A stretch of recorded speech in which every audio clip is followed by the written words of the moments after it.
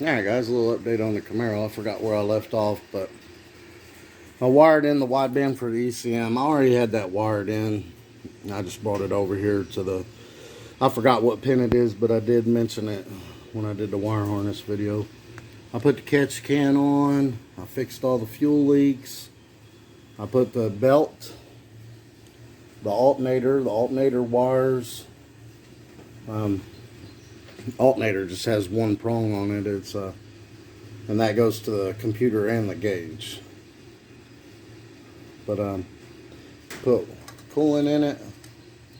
Well, it bubbled down on me when I jacked it up, but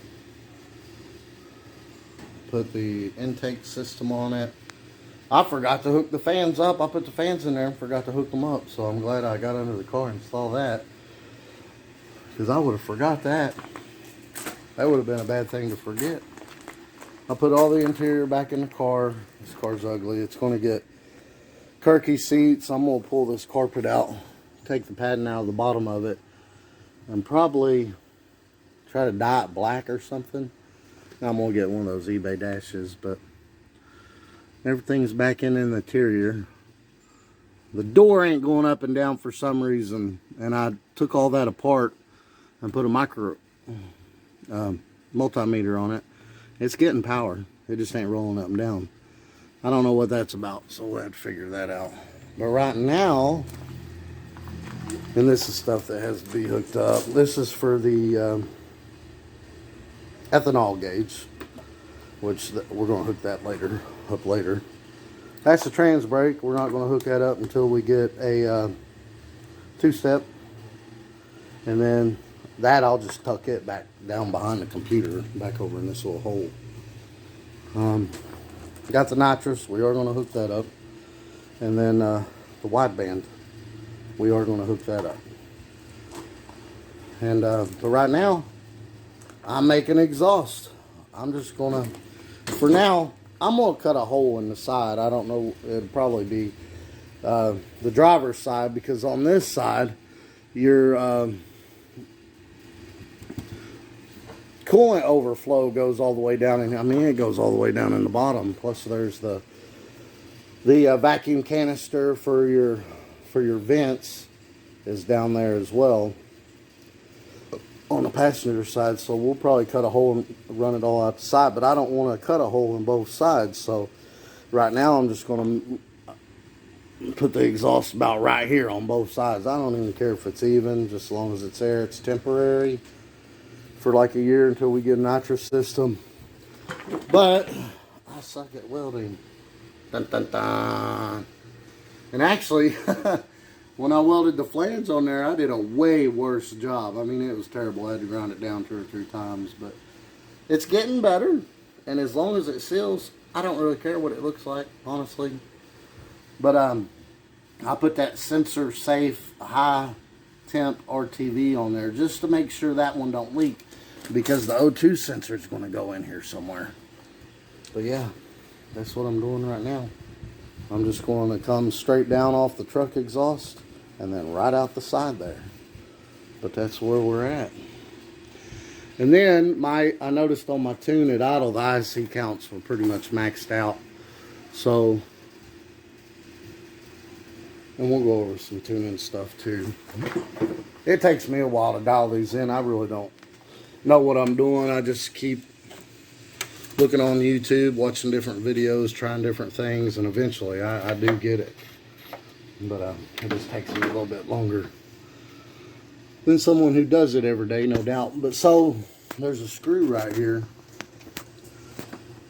And you push that screw open, and it opens up the throttle blades, and it takes your IEC counts down. But now, if you open that IEC up too much, I've learned this from experience.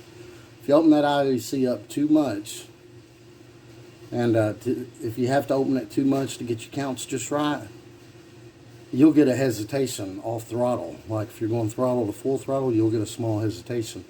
If that's the case, you got to close that back down and drill a hole in your butterfly if it does that. But this cam, that's usually with big cams.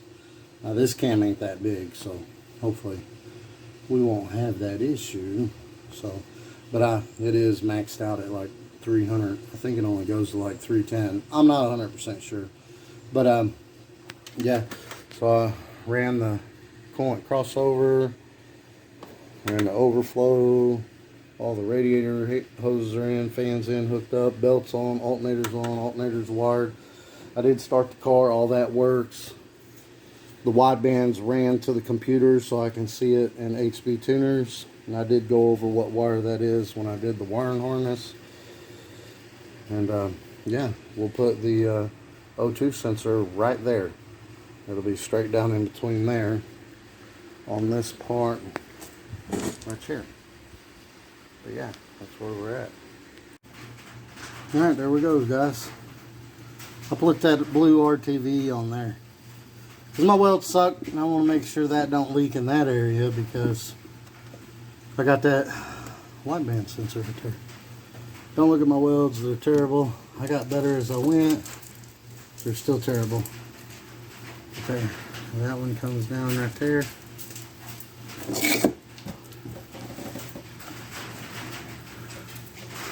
Goes out right there.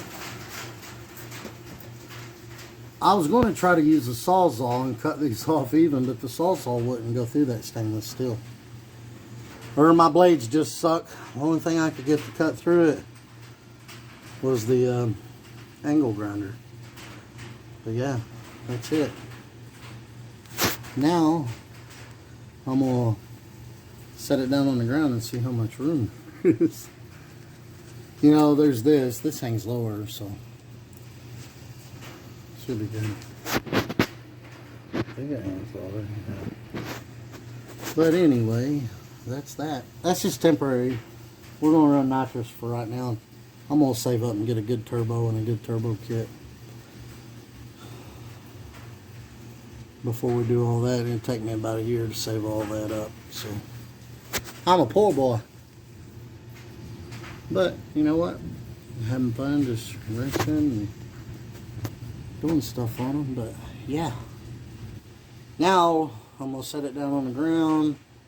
I'm gonna hook HB tuners of it up to it. I'm gonna get it to read the wideband through the EGR. I had it reading through the AC port, but I switched it over to EGR.